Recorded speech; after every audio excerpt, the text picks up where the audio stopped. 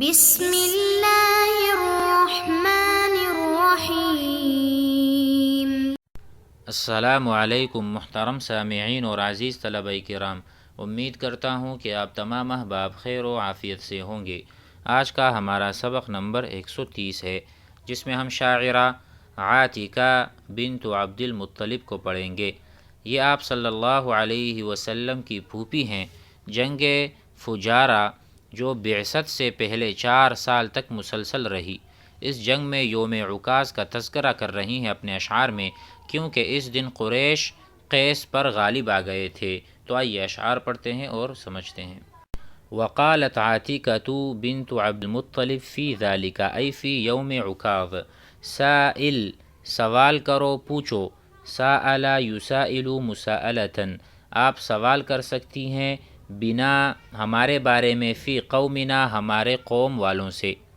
یعنی ہمارے بارے میں ہماری قوم میں آ کر پوچھ۔ وَلْيَكْفِ مِنْ شَرٍّ سَمَاعَهُ اور کافی ہے اس کا سن لینا، یعنی جنگ کے بارے میں سن لینا ہی کافی ہونا چاہیے۔ اگر آپ جنگ میں شریک بھی نہیں تب بھی آ کر سن لے تو یہ سننا بھی کافی ہے ہماری بہادری کیسی تھی اور ہم نے غلبہ کیسے حاصل کیا۔ کفا یکفی ولیکفی اور کافی ہو جائے، من شر ای ہوا فی عرفہم الحرب، شر سے مراد کیا ہے؟ حرب، جنگ ہے۔ سماعہ اس کے بارے میں سن لینا کہ جنگ کس طرح سے ہوئی تھی۔ قیسا وما جمعوا لنا، قیس کے بارے میں، قیس اور ان لوگوں کے بارے میں آپ دیکھیں کہ جو ہمارے لیے جمع کیے گئے تھے، فی مجمعن کسی مجمع میں، کسی لشکر میں، جو لوگ ہمارے لیے جمع ہوئے تھے کسی لشکر میں، ان کے بارے میں پوچھ لے۔ باقٍ شناعہ اور یہ شناعت اور قباحت ان کے لیے باقی رہے گی، اور یہ جو داغ شکست ہے یہ ان کے چہرے پر باقی اور عیا رہے گا آئندہ زمانے تک۔ فیہ السنور والقنا والکبش ملتمع قناعہ، کہتے ہیں اس مجمع میں، فیہ ای فی مجمع، اس مجمع میں، السنور کہتے ہیں زروں کو، زریں تھیں، بہت ساری زریں تھیں، تو اس مجمع میں زریں تھیں، والقنا اور نیزے تھے، والکبش ملتمع قناعہ، کبش رئیس الجیش، پہلے بھی یہ کلمہ گزرا تھا، کبش یہ کہتے ہیں سردار کو، ملتمع قناعہ کہ جن کی خود چمک رہا تھا یا چمک رہی تھی، ٹھیک ہے، اس کا خود تھا جس نے سر پر پہنا تھا وہ چمک رہا تھا عکاظ میں، یہ بیان ہے۔ بعکاظ یعشی الناظرین اذا هم لمحوا شعاعه فیہ قتلنا مالکا قصرا واسلمه رعاعه ومجدلا غادرنه بالقاع تنہسه ضباع۔ تو بعکاظ سوق عکاظ میں یا عکاظ میں، جس کی شعاعیں، یعشی الناظرین اذا هم لمحوا شعاع، اس کی جو شعاع تھی، خود کی چمک تھی، دیکھنے والوں کی نظر میں یا نظر کو خیرہ کرتی جب وہ اس کی طرف دیکھتے تھے۔ یعشی الناظرین، دیکھنے والے جب اسے دیکھتے تھے تو ان کی آنکھیں چندیا جاتی تھیں چمک کی وجہ سے، ٹھیک ہے، ایسے زبردست ہمارے رئیس نے اور سردار نے خود پہنی تھی۔ فیہ قتلنا مالکن، اس مجمع میں ہم نے مالک کو قتل کیا، قصرا زبردستی، قہرا غلبتا، واسلمہ رعاعہ اور اس کے ذلیل ساتھیوں نے اس کو بے یار و مددگار چھوڑا۔ اسلمہ یعنی فوضہ، تفویض، حوالے کر دینا، تو جب مالک کو ہم نے قتل کر دیا غلبتاً، کیونکہ واسلمہ وہ اس نے تفویض کیا تھا، رعاعہ الرعا سفلا، گٹھیا لوگوں نے، ان کے ذلیل لوگوں نے، ان کے ساتھ جو لشکر والے تھے انہوں نے ہمارے حوالے کر دیا تھا اور ہم نے اس کو قتل کر دیا تھا۔ ومجدلا غادرنہ، ہمارے سواریوں نے ان کو گرایا ہوا چھوڑا، مجدل کا ترجمہ زمین پر گرایا ہوا شخص، غادرنہ ان کو چھوڑ دیا تھا انہوں نے، بالقاع بالارض المستویہ یعنی چٹیل میدان میں، تنہسہ ضباعہ اس حال میں کہ اس کو اس میدان کے بجو نوچ رہے تھے۔ بجو ایک قسم کا جانور ہے، تو وہ اس کو نوچ رہے تھے اور کھا رہے تھے، تو ایسی بری شکست ان کو ہوئی تھی اور ایسے وہ پسپا ہوئے تھے اور وہاں سے بعض بھاگ گئے اور بعض کو ہم نے قتل کیا، بعض کو ہم نے اسیر کیا۔ نہسا ینہسو، اس کا ترجمہ ہے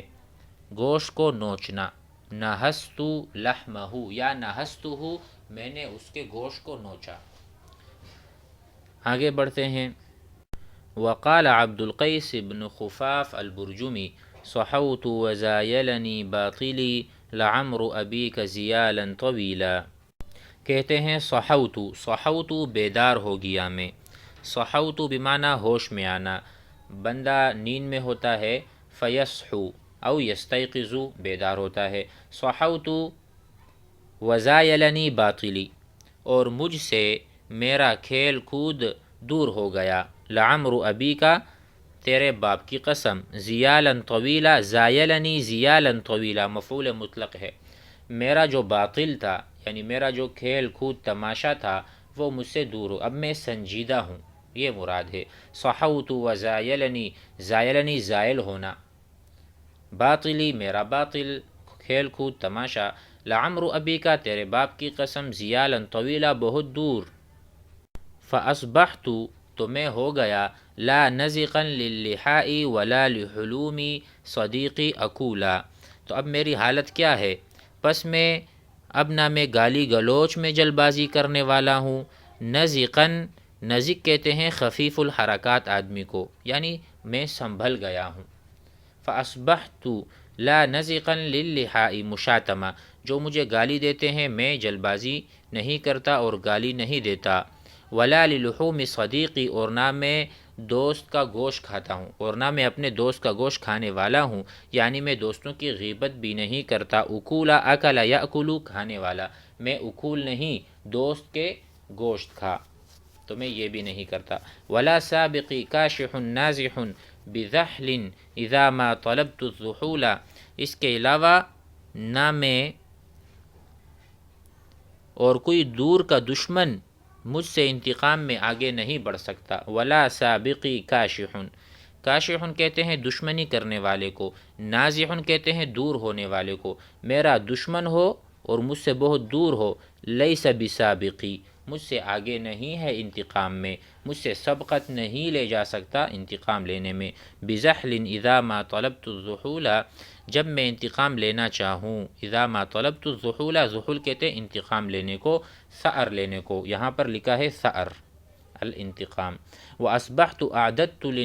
للنائبات عرضا بريئا وعظبا ثقيلا، اور میں نے مصائب زمانہ کے لیے پاک عزت حاصل کی ہے اور سیقل دار تلوار یعنی چمکدار تلوار کاٹنے والی تیار کر رکھی ہے، اعددت للنائبات للحوادث للنازلات للنوازل، میں نے مصائب زمانہ کے لیے تیار کر رکھا ہے، عرضا بريئا، ٹھیک ہے، عرضا بريئا عزت اپنی، وعظبا عظبا سیفا قاطعا ثقیلا چمکدار، ووقع لسان كحد السنان ورمحا طویل القناة عسولا، اور نیزے کی دھار کی طرح زبان میں نے رکھی ہے، ووقع میری زبان جو ہے جب میں اشعار کہتا ہوں تو یہ بھی لوگوں پر ایسے لگتا ہے جیسا کہ تلوار کی وار ہو، تلوار اتنا زخم نہیں پہنچاتا جتنے میری زبان پہنچاتی ہے، ووقع لسان ایقاع اللسان كحد السنان، اس طرح کہ جس طرح دھار ہو نیزے کی، ورمحا طویل القناة عسولا، اور اسی طرح لمبے بانس والا لچکدار نیزہ تیار کر رکھا ہے، رمحا نیزہ، طویل القناة اس کا بہت لمبی لکڑی ہے، عسولا، عسول کا ترجمہ یہاں ہم کریں گے لچکدار ہونے سے، ٹھیک ہے، وسابغة من جیاد الدروع، اس کے علاوہ اور عمدہ زروں میں سے ایک لمبی زرہ تیار کی ہے، سابغہ، ٹھیک ہے، تسمع للسیف فیہا صلیلا، جس میں تو تلوار کی جھنکار کو سنے گا، یعنی جب تلوار اس زرے پر لگتی ہے تو اس کو کاٹ نہیں سکتی، صرف آواز سنائی دیتی ہے، میرے پاس ایسا ایک زرہ بھی ہے، جیاد الدروع، جو سب سے جید، اچھا، زبردست، دروع یعنی درہ ہے، تسمع للسیف فیہا صلیلا، جب اس کو تلوار سے مارا جائے تو تلوار ہو سکتا ہے ٹوٹ جائے لیکن یہ درہ نہیں ٹوٹ سکتی، کمتن الغدیر زہتہ الدبور یجر المدجج منہا فضولا، جیسے کہ سطح تالاب جس کو جس کو بچھو ہوا یا بچھوا حرکت دے تو اس وقت تالاب کی سطح پر دھاریاں بنتی نظر آتی ہیں۔ یعنی جب ہم کسی تالاب میں پتھر پھینکتے ہیں تو اس طرح دھاریاں بنتی، اسی طرح تلوار سے مارو تب دھاریاں بنتی ہیں لیکن ٹوٹتی نہیں ہیں۔ تو کہتے ہیں اسی طرح اس زرے میں بھی دھاریاں نظر آتی ہیں، اور مکمل زرہ پوش کھینچتا ہے اس زرے کے زائد حصے کو کیونکہ وہ بہت لمبی ہے۔ کمتن الغدیری، غدیر کہتے ہیں حوض کو، اس کے متن بمعنی وجہ، اس کا جو سطح ہے۔ زہت الدبور، جب بہت تیز وہاں پر ہوائیں آتی ہیں، یجر المدججہ منہا فضولا، تو اس کے اوپر کا جو حصہ ہوتا ہے اس کو پھیلا دیتا ہے، اس میں صرف دھاریاں نشان آ جاتا ہے لیکن اس کو ہٹا نہیں سکتا۔ مزید پڑھتے ہیں وقالت امرأۃ من بنی عامر وحرب یضج القوم من نفیانها ضجیج الجمال جلة الدبرات سيتركها قوم ويصلى بحرها بنو نسوة للثكل مصطبرات فإن يك ظني صادقا وهو صادقي بكم وبأحلام لكم صفرات تعد فيكم جزر الجزور رماحنا ويمسكن بالأكباد منكسرات۔ یہ امرأہ من بنی عامر، بنی عامر کی ایک عورت کہتی ہیں، وحرب یضج القوم، اور بہت سی جنگیں ہیں جن کی چینٹیوں نے قوم اس طرح چیختی ہے، جن کی چینٹیوں سے یعنی جس کے تھوڑے سے نفیاتہا، چھینٹیں جو بولتے ہم نا، جب پانی کے پاس سے گزرو تو اس کی چھینٹیں آتی ہیں، اس سے بھی چیختی ہیں۔ ضجیج الجمال الجلة الدابرات، جس طرح بڑے بڑے زخمی پیٹ والے اونٹ بوجھ لاتے وقت چیختے ہیں، چلاتے ہیں، یعنی لوگ گھبراتے ہیں جنگ سے۔ وحرب، اور بعض جنگیں ایسی ہیں، یضج القوم، جو قوم سے چیخیں نکالتی ہیں، من نفیاتہا، چینٹوں سے اپنی، ضجیج الجمالی، جس طرح سے اونٹ جن کے پیٹ پھٹے ہوئے ہوں اور وہ بوجھ کو اٹھاتی ہیں اور وہ چلاتی ہیں، اس طرح یہ بھی چلاتے ہیں۔ سیترکھا قوم ویصلی بحرھا بنو نسوۃ للثقل مصطبرات، ضعیف قوم ان جنگوں کو چھوڑ دے گی، سیترکھا ترک کرنا، جنگوں کو چھوڑ دے گی کون؟